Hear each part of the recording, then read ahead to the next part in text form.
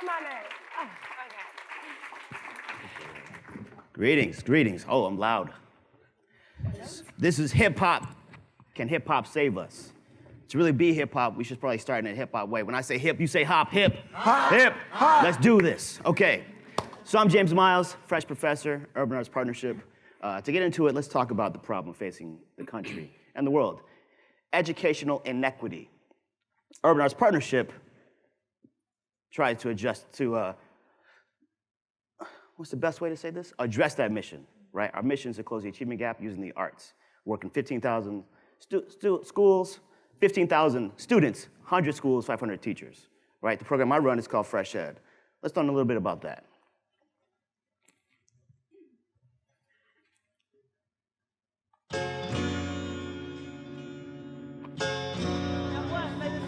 All about how. Stems from Fresh Prep, program started in 2008. That was a Regents Prep program. And it uses hip hop and culturally responsive pedagogy for young people in New York City high schools to help them pass the Regents. Which was really proving the case for hip hop and culturally responsive pedagogy and youth culture, putting that at the center of the classroom and having students create and do their activities around this increased academic performance. Who is the richest person in the civilization? Looks like Nadine is all about the money. She's quite balling over here. This is not original in the sense that there's no other academically based music out there. So people have in their minds that it's going to be corny and it's going to be boring and it's going to be very basic. You know, the most effective measure of whether or not a classroom is culturally responsive, or a kind of adage to live by, is to teach to and through the students that are there. If students can't see themselves reflected in the work that's in the classroom, then it's not going to connect to them and they're not going to learn from it. It's the confluence of arts, education, and technology all rolled into one, where you get the opportunity to create amazing music with very talented artists, using production that students would like, but it's for the purpose of helping students pass the Regents exam, or just helping them do better in particular subjects in school. Be the change you want to see. Get on the train of your destiny. Metaphors, similes, absence, similarities, like an analogy, metaphors, similes, metaphors, similes, absence, similarities, like an analogy, metaphors, similes are the epitome of comparing things that are not. Yeah. Yes. All right. Yes. So I'm James Miles, Fresh Professor, Director of Fresh Ed. Fresh Ed serves middle school students using hip hop music and culturally responsive pedagogy to boost scores in ELA and social studies. Let's meet some of our other panelists. John Robinson. Yes. Tell us about yourself. Greetings, everyone. My name is John Robinson, also known as JR. I'm an MC, producer, educator, visionary. I spent the last 4 years in the classroom using a lot of these culturally responsive methods, hands-on, and watching the magic work. And I'm here today, honored to be speaking about all that's been happening over these past 4 years in the classroom. Cool. Brian. Hello, everyone. My name is Brian Mooney. I'm an educator, scholar, and author, PhD student at Teachers College, Columbia University, and I'm a classroom teacher in New Jersey in Hudson County. A lot of the work that I do involves figuring out ways to incorporate and engage young people with hip hop and spoken word and poetry slam in the classroom.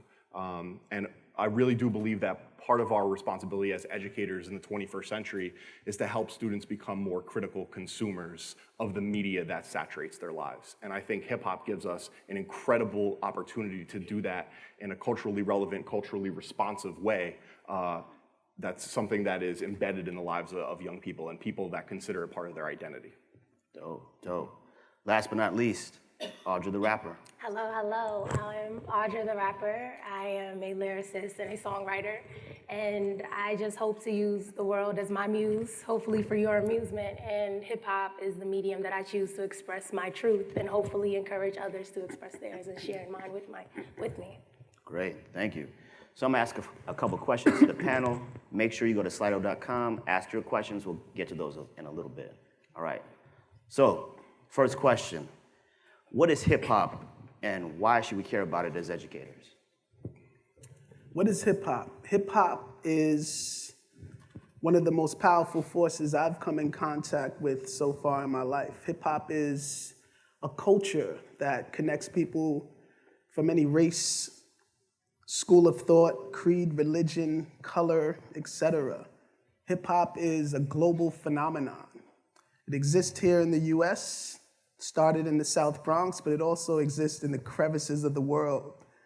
Hip hop easily governs every urban area on the planet right now. And hip hop is what you're looking at up here right now at this very moment. Hip hop is surpassed just being defined as a musical genre. It's a lifestyle, it's a culture. You can't walk outside and not, interact with something that is encouraged through hip hop, whether it's somebody dabbing or whether, it's a lyric and that, Absolutely. you know what I'm saying? Yeah. So, and I think educators should definitely be inspired to know more about it and introduce it in their curriculum and classrooms because your subjects, your pupils, your students are so immersed in this culture, in their day-to-day lifestyles. And I feel like schools are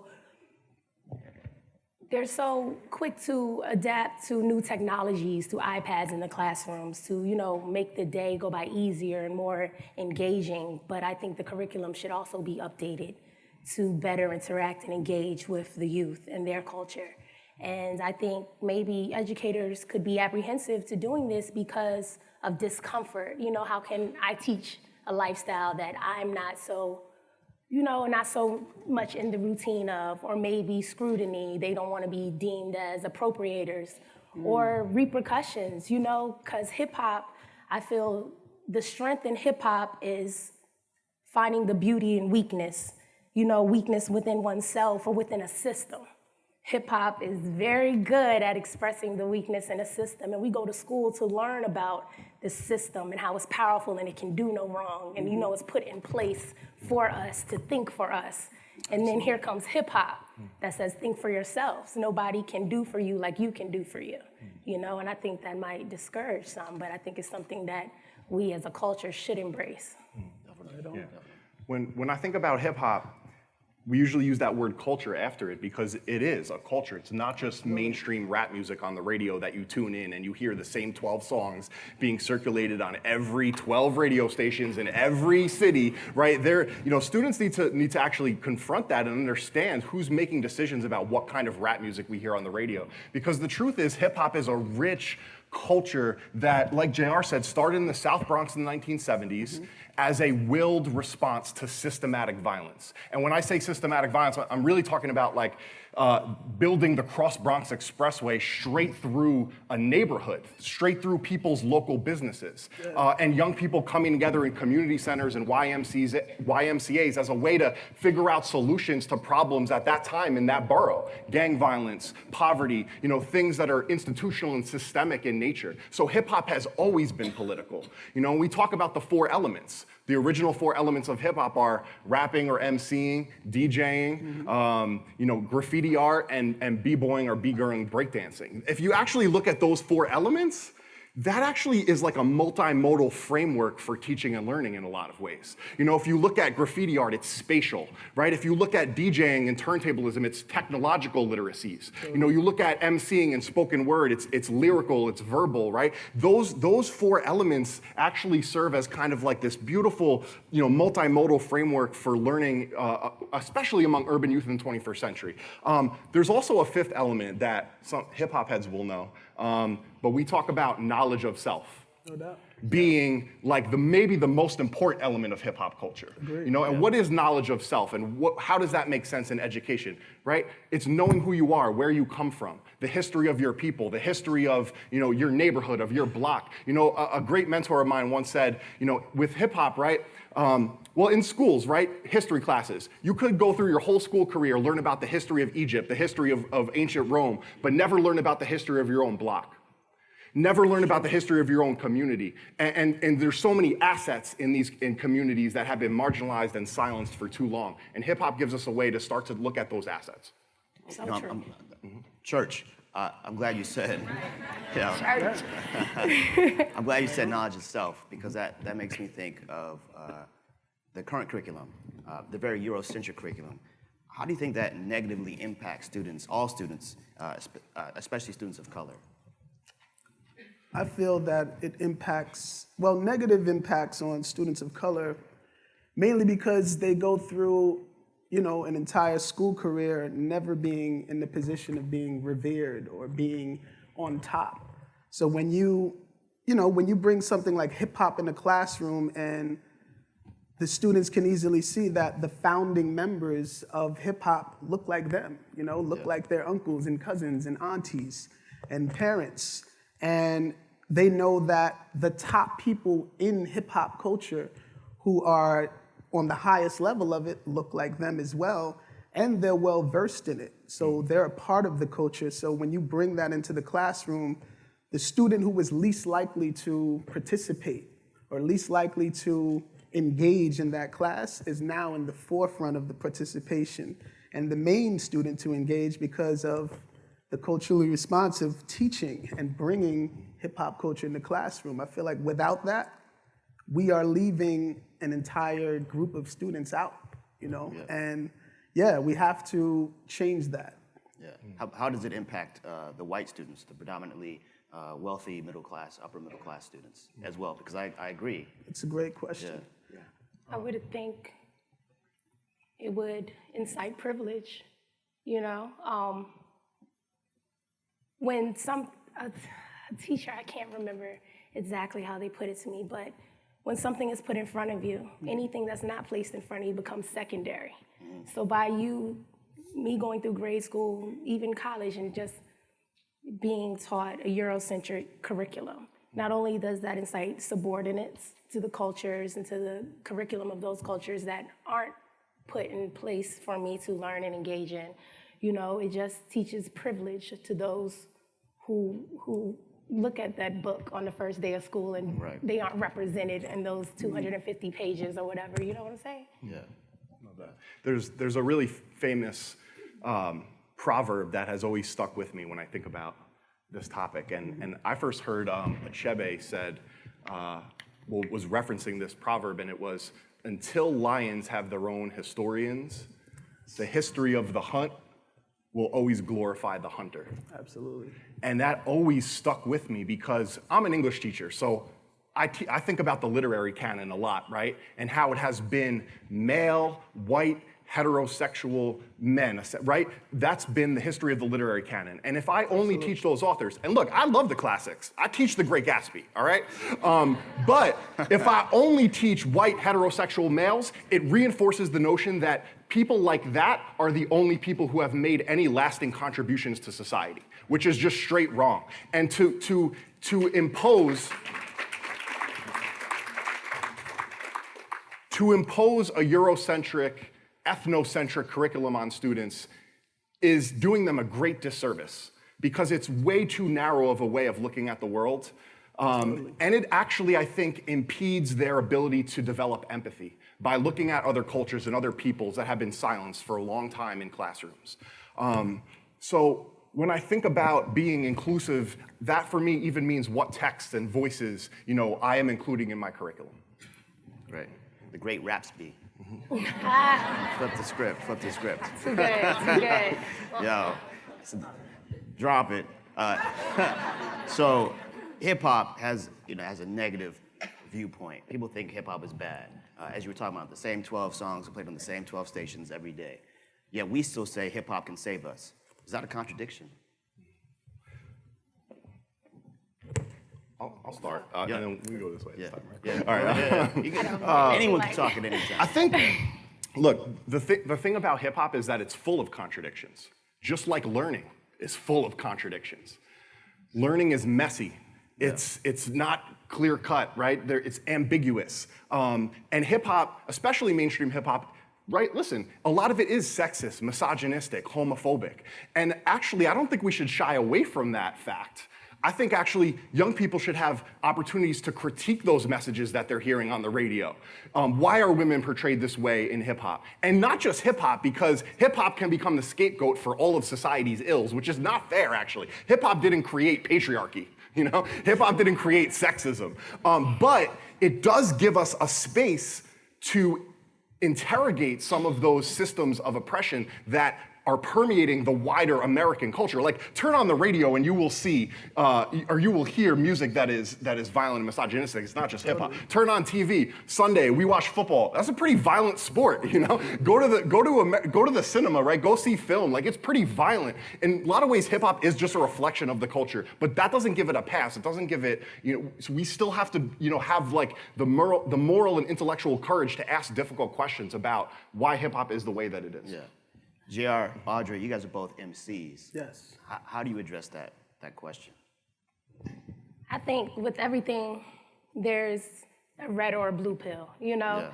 And you have the choice through knowledge of self to decide what you want, when you want it, and how you want it. And you also have the decisiveness and knowingness to choose and think about, more so not choose, but to think about why you're given something. Going back to how you said what's in rotation every 12 songs, 5 o'clock drive home, thinking about why, and then thinking, people are gonna make records that are misogynist. Do they feel that when they make it? Possibly. Do they know that's gonna get them top ratings, 40, countdowns? Possibly. Who knows why they do it, but think about why it's given to you. Do you choose to listen to it, or do you choose to take the extra step of typing in something on Google and finding something that might not be as accessible to you, but knowing that there's always options. There's always a contrast. There's always something different. And the hip hop can do that too. Yeah. Absolutely. Yeah, and I feel that with hip hop, it has a negative rap, but it depends on the perspective of the person saying hip hop, or going into the case. Hip hop has many angles, many forms, many layers. From the mainstream perspective, I feel like a lot of the negative perspectives that's put out there are not totally defining of the entire culture, or even the defining scenario of the music in its entirety. There's hip hop music that, is full of substance, integrity, love, care, upliftment, etc. Unfortunately, these songs or these artists or this music is not properly exposed in the mainstream. So I feel even teaching with or bringing into the classroom the current mainstream music, it teaches the balance of life. Everything's not sweet. So just how you have to teach young people or talk to young people about the ills of society, I feel like, as Brian said, that's one of the best vehicles to bring into the classroom to allow students to actually critique on their own what they think about these things. One of the jewels I've learned being in the classroom the last 4 years, listen to young people. They'll tell you and teach you way more than you can ever imagine. And I do a lot more listening than I do talking in the classroom. Most of the time. Yeah, love that. That's great. When I think about what is one of the primary tasks of an educator in the 21st century, and I think we're all in some respects responsible for the literacy development of our students, whether it's English class, math class, right? So what does it mean to be literate in the 21st century? And I think part of the answer to that question is to be a more critical consumer of all the media. Like our students are great at consuming media. It's all around them, right? Blogs, music videos, television, right? So hip hop is a way for us to engage young people so that they're not just passive consumers, but we can actually move them to become critical producers of new media. whether that's one of those 4 elements, rap, DJing, MCing, graffiti art. So it gives us a tremendous opportunity to do that.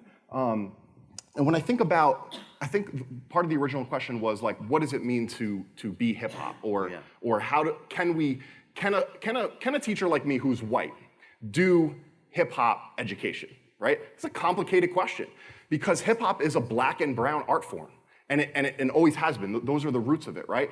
One of the fundamental rules, though, that we were talking about earlier was that, like, with hip hop is keep it real, which in education for me means just be authentic, be myself. And for me as a white educator in the classroom, it means understanding my own privileges and the intersectionality of my identity. Because the truth is, we probably have all been privileged in some capacity in our lives and oppressed in another capacity. You know, and so for me to be real about my white privilege, my male privilege, is important for being honest with who I am. So how can I be honest with my students and expect them to be honest back if I haven't even done the inner work of looking at who I am? You know? And so I think that's huge about what does it mean to be hip hop, to do hip hop education. It starts with being real with yourself. So we don't need to be hip hop to be a hip hop educator. Is that true? I feel yes and no. Yeah. Yeah. And I'll explain. Yeah. Yes, you do have to have an open mind and heart to embrace the fact that hip hop is beyond just music. It's a culture. So there's many elements involved. But you have to, if you're going to be a hip hop educator, just like any other thing you're teaching, you have to learn about it. You have to study it. You can't speak profoundly about hip hop culture in a classroom if you know nothing about it. You know, you need to know who the founding members are. You know, hip hop right now is the only genre of its size where the founding fathers of the music are still walking and talking right now, and they're here. You know, so I feel like, yeah, it's important to delve into the knowledge of the culture before considering yourself a hip-hop educator. But yes, you can absolutely today know nothing about hip-hop and still become a hip-hop educator. So yes. How would we do that? Like, I feel like the same methods that it would take to become a math teacher or an English teacher or a social studies teacher. You know, the last 4 school years, I've been teaching both US and global history prep to high school students and then also integrating into middle school social studies classes. I didn't take it light and say, oh, it's social studies. I'll just walk in and just say anything. No, I'm in books every night and I'm studying to teach them what they need to pass these exams and proceed on with their school careers. So I feel like just as any other educator studying their subject and bringing that into the classroom, same thing with a hip-hop educator. You have to study the knowledge of the culture. I agree. JR really said it, but I feel it has to be a thorough and authentic appreciation. You know, it can't feel like a task. It can't be a way to make ends meet, because these are lives. You know, this is a culture. This is a budding generation. You know, these are the next leaders in media, music, art, technology. And I feel no matter the subject, the educator has to be educated on the subject. You know, and if we're talking about integrating hip hop into these classrooms, you don't have to be hip hop. You didn't have to have a Beastie Boys poster over your bed in 2nd grade. But I feel like you should know the roots. You should know the background and history of it so that you can thoroughly and properly teach it. To build on that a little bit, that history piece is so important, right? You could teach a whole course just on the hip hop of the history of hip hop. Absolutely. And a great resource for any educators that want to learn more is Jeff Chang's book, Can't Stop, Won't Stop. It's like a comprehensive history of hip hop culture in a lot of ways. You know, and also, like, if there was a teacher who taught a rock and roll class, how would you do that authentically without thinking about the way that rock and roll was appropriated from Black people? The way that you have to know about Muddy Waters. You have to know about Chuck Berry. You know, so you have to know about hip hop came from Jamaica, but also is a result of the African diaspora.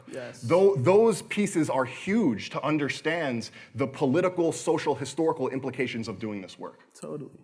Definitely. I'm gonna throw a question out there, a new one.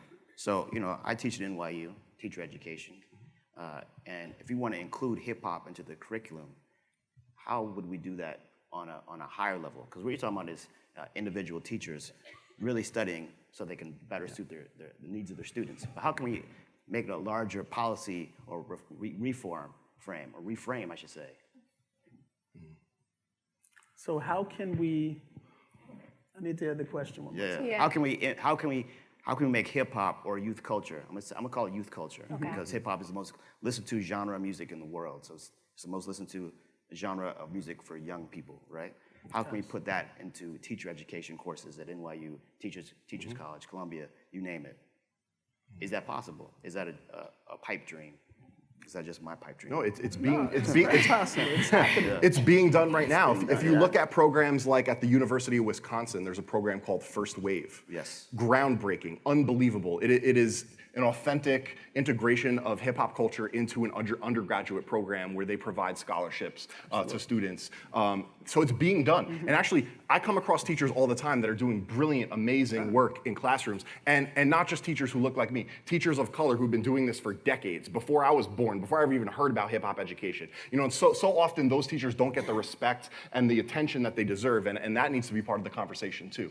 Let's look at the people who've been doing this with success for years. There's a huge body of research out there. You know, if you're looking for, you could check out Mark Lamont Hill's book, Beats, Rhymes, and Classroom Life. You know, you could look at Maisha Wynn from the University of Wisconsin. You can look at people like Bronwyn Lowe, who's out of Canada, who's been doing work with spoken word and hip hop in the classroom. There's a huge body of research out there. I think we just need to pay attention to it. You can look at your book. They can look at people like you. Yeah, I do have a book coming out. You should probably cop that. And it's called Breakbeat Pedagogy, and it's essentially about how in schools we can create hip-hop performance art spaces as a way to like bring the community into schools, bring grandparents into schools, and using hip-hop as a way to validate, affirm, and champion the voices of young people. Great.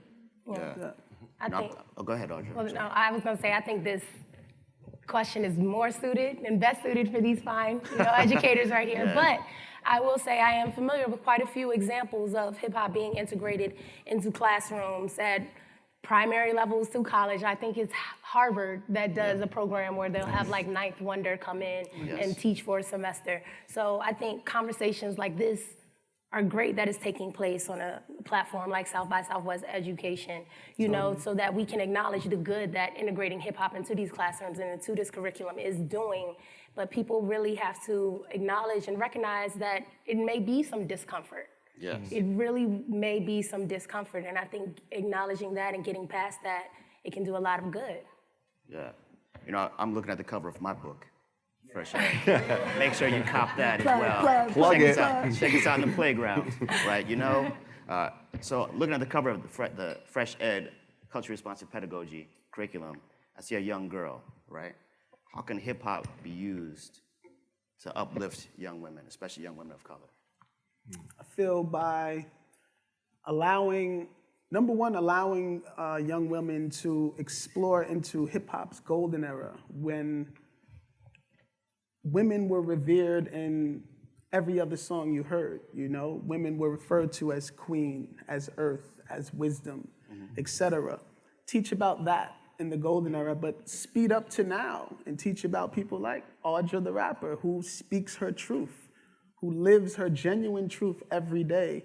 And those are the type of things that young girls need to gain confidence. A lot of times when you're looking at something like hip hop, I feel like the biggest part of the teaching tool, even for someone like myself, was a confidence tool. When you're able to tap into hip hop on any of the elements level, it allows you to open up on a level where you're able to express yourself in front of crowds of people like this, or even express yourself one-on-one on a level that you weren't able to before. Just tapping into that power. Hip hop's a very powerful thing. And I feel like for young women particularly, they need to tap into the power and understand that, they have the power to express themselves. They have the power to live their truth. And they are the most powerful piece on the chessboard. So we need to help them maneuver through this life and, conquer the world. And my last point is looking at the foundation of hip hop culture starting in the South Bronx. Originally, I'm born in the South Bronx, so I know what that cloth looks like. And most of the founding fathers of the culture most of the main mothers and fathers of the culture who are representing are from single parent households that were powered by women. So women are the forefront of hip hop culture since its foundation. They've curated the culture from their homes, instilling it into the young men and young women that they raised in order to bring forth this culture. So women have always been there, and I feel like those are the things that need to be put into the forefront so that young women have access to it. Yeah, you talk about the golden era of hip hop, and then you connect it to Audrey the Rapper. Are there any other current day MCs or hip hop artists that we can use? And like, oh yeah, let's listen to this artist, or let's use this aspect of the hip hop culture in 2016 that we can use in the classroom. See, now you're making it difficult. Come on. Hold on, I gotta say my 2 cents on that first one, the initial question. How can hip hop be used to uplift women, specifically women of color? I approached this question in so many different ways initially, but I think it really comes down to how we as a culture how we can be more open and positively responsive to women in hip hop by saying, you can turn on the radio right now, you can turn on television, and you could see a woman right now, and you could be like, wow, she's so genius in her art, or wow, she's really great. But would we have recognized her if she didn't wear a leotard, if she didn't, if she didn't talk about this before we really were accepted to her genius? It's a format and it's a formula that I feel has become more prevalent in recent years than in the beginning of hip hop, where women must succumb to this objectiveness. You know what I'm saying? The heart of misogyny, and a lot of women in hip hop are at the root of it, as well as men. And if we as a culture are more open and responsive to what we appreciate, because I think that shows onlookers and young girls and women that you don't have to physically mutilate your body. You don't have to talk about this, rap like that, wear this. These things are not the catalyst for success, And I think if we just shove these people on stage, if we give them the top spot and all the awards, if we do all of this and they're constantly doing these same objectifying deeds, we're showing young women this is what you must do to gain that notoriety, to gain that access. To be up here, you have to do this. Right. And I think if we change what we show we like and what we care about from the women in hip hop in today's age, that can uplift more women. And I also approached it from a content and context aspect. Well, back in the day, you had Queen Latifah, you had Lauryn Hill, who is my all-time influencer. And I had to approach it of how hip hop has encouraged and influenced me and made me feel comfortable. And it really is because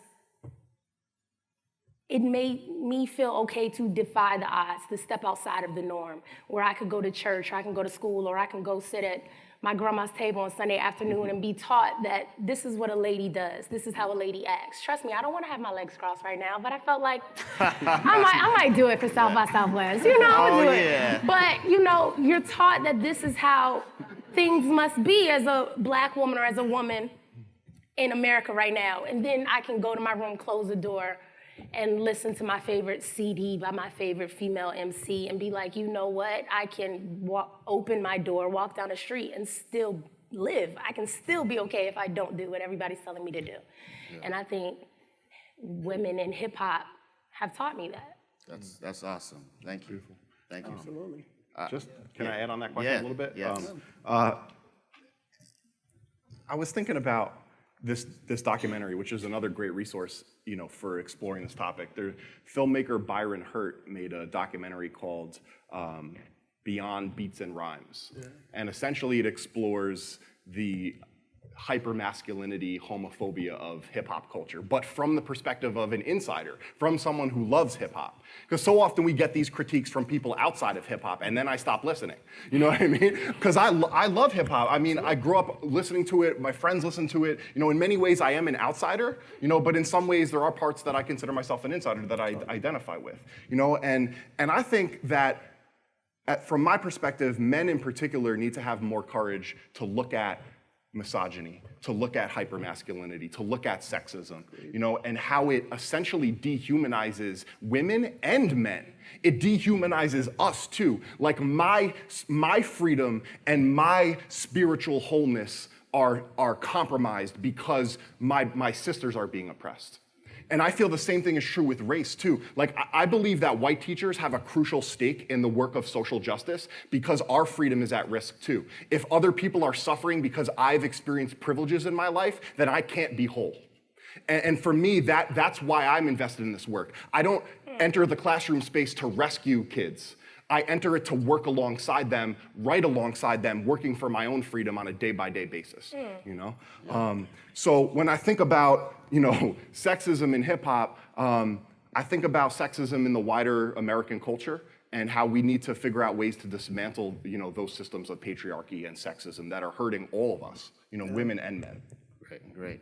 I want to turn it over to the audience. I know you guys have been asking questions to Slido. Top question. Brian, I recall seeing Kendrick Lamar visiting your classroom.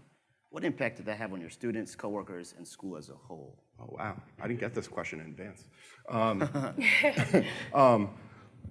was going to talk about that a little earlier, which is some of you might recognize me from Kendrick visiting my school last year.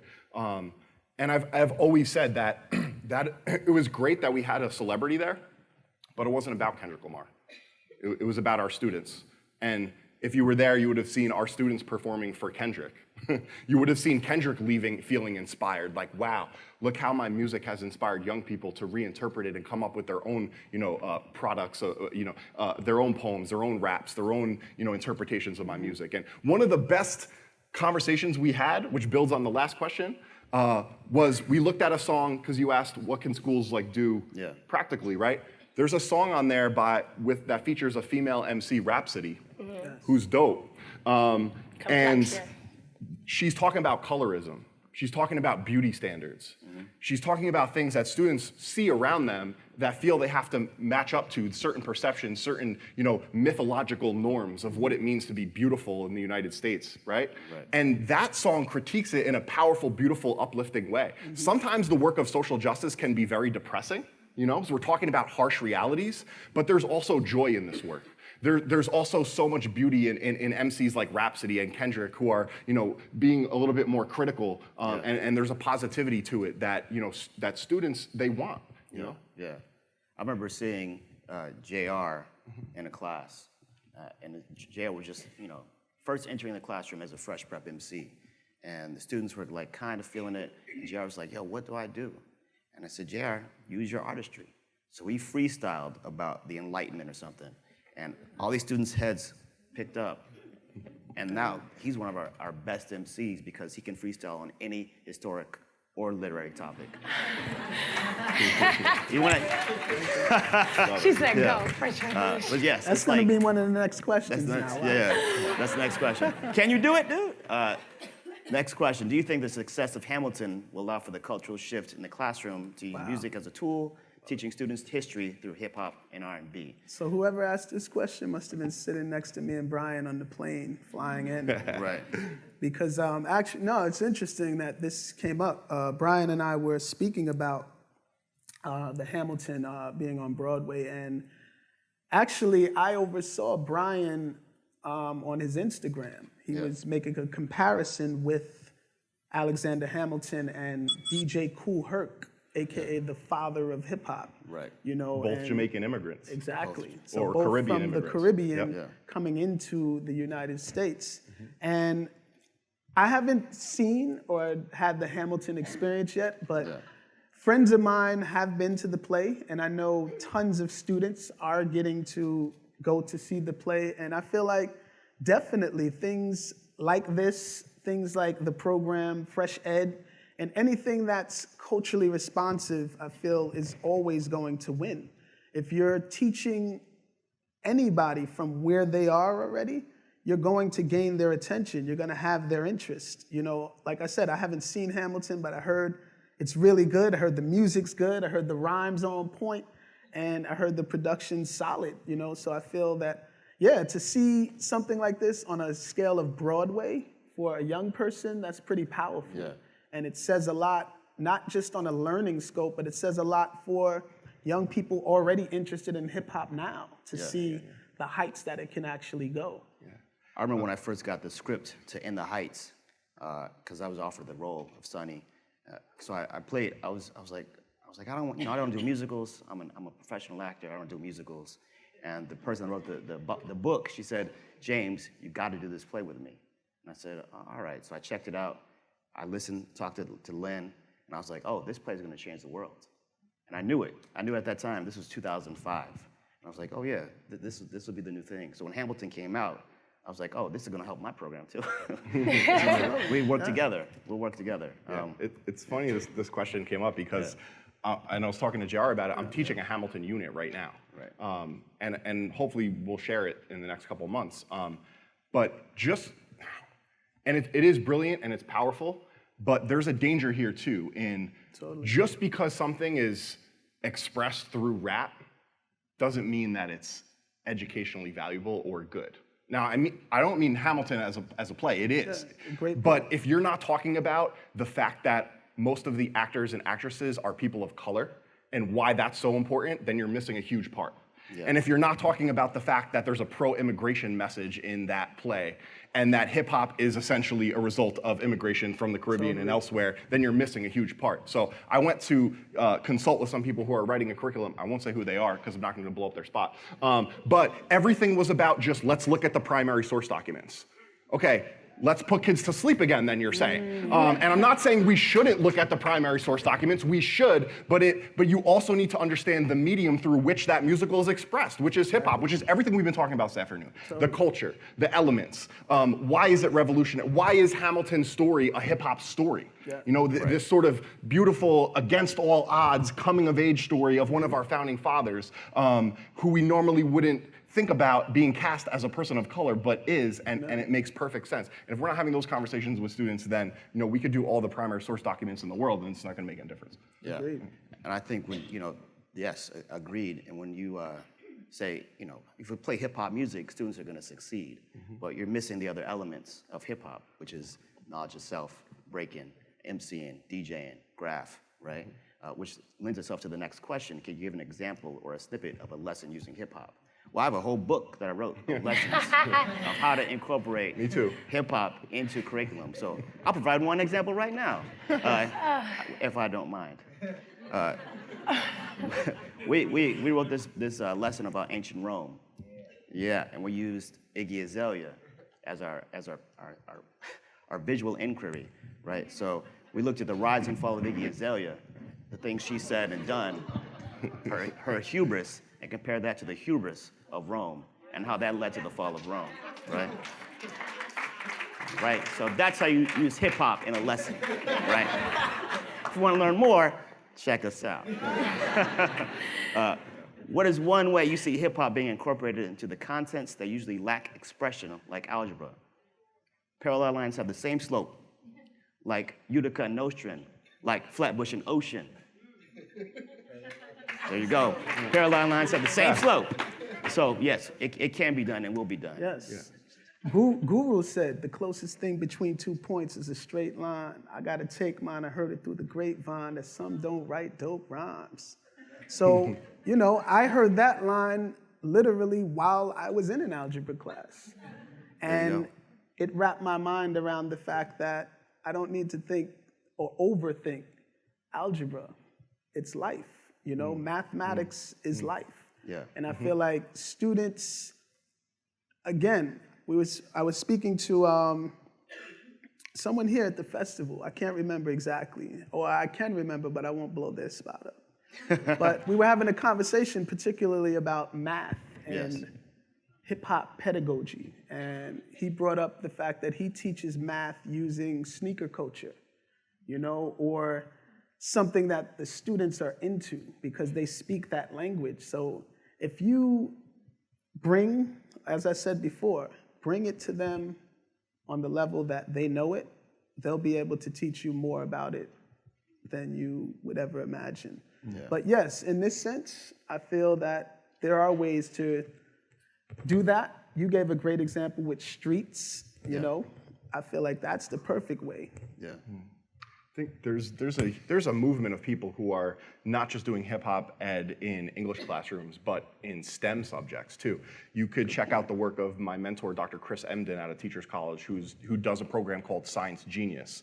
It's about getting kids to explore and understand scientific concepts through rap, and it's been wildly successful. And he talks about how can you have a conversation in a math or a science classroom about the balancing an equation like inequality in mathematics without talking about inequality in kids' lives before they got to that classroom that day. Yeah. Absolutely. Yeah. Great. How do you teach young kids to critique the negatives in mainstream hip hop like sexism and homophobia? I think let's ask that. How do you teach young kids to critique the negatives in mainstream media? Because it's not just hip hop, but I think it's all media. You watch anything on TV, and you see something like, well, did that need to happen? You watch Super Bowl, you're like, do we really need another way of showing women as being debased? So how will we do that?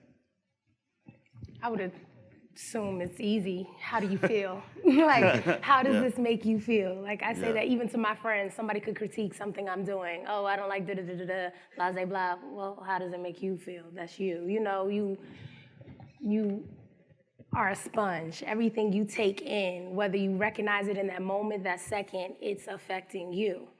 So teaching kids to recognize that at a young age, like when kids are overexposed to hypersexual television, Disney characters underdressed, oversexualized so subtly, that by the time they're preteens, you know, it's so, oh, Little Mermaid wore it. I want, you know, like, I want to, what's the issue? You know what I'm saying? Just making kids, helping kids understand what's going on within media and helping them come to terms with how it makes them feel at a young age before it's too overwhelming that they don't know what's happening in their heads, you know? And that's the energy they're putting back into the world. And by then it's like, okay, therapist, this number, call them, it's too late, you know, but really just asking kids, how does it make you feel, I think, is a way to help them critique what's going on and helping them understand why is this given to me.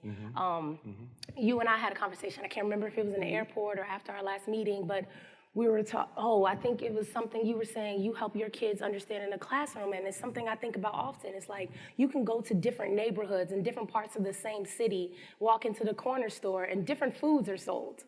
You know what I'm saying? Like, you can't get an Arizona in the suburbs as much as you can get an Arizona in the projects, you know? Like, and there's no nutritional value. It's just helping them realize these little things in the world, like, why is this here for me? And it's the same within the media, I feel. Yeah. Absolutely. Yeah, I would say it's definitely not an easy conversation. I would almost equate it to speaking to young people about sex, you know, or the ills of the world in terms of, you know, things that they can get into in their later life and determining when is too soon, when is the right time, you know?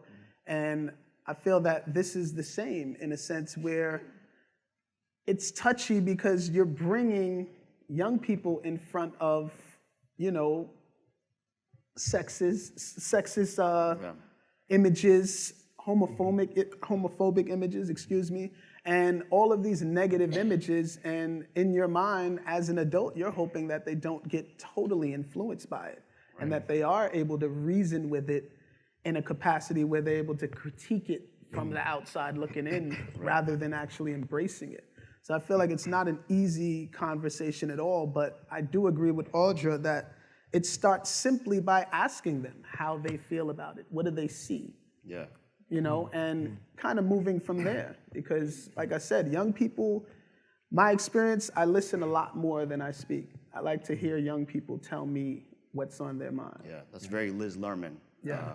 You know, what do you think? What do you feel? What do you Absolutely. wonder? And Maxine Green, too. Maxine Green. Who is an amazing scholar who believed in integrating the arts into the classroom, and she talked about aesthetic education. And I love this question because I think it sums up why we should be doing this work with hip hop in classrooms, because we're really talking about critical media literacy. Here's an example of a lesson that you might do when you want to talk about sexism and hypermasculinity. I show my students an image, an advertisement it's a Budweiser advertisement. I hope they're not a sponsor here, are they? No. Okay. All right, good. So it's a Budweiser advertisement, right? And it's a woman scantily clad on the bottle, and she has a bathing suit on, but the bathing suit is part of the label. Yes. So we can ask students first, what do you see, what do you notice?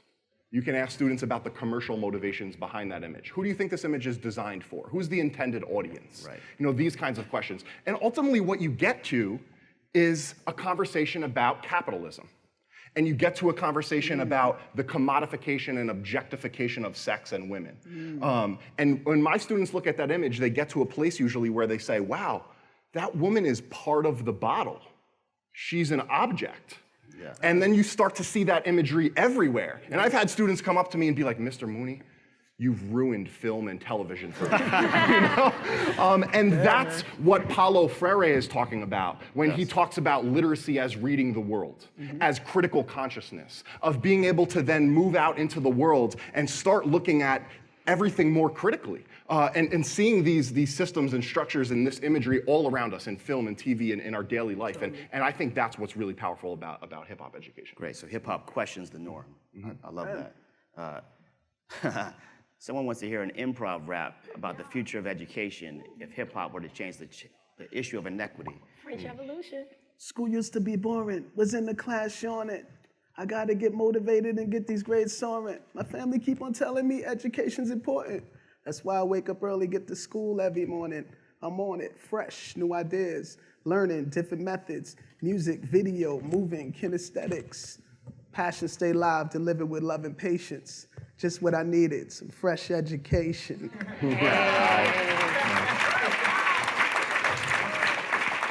What?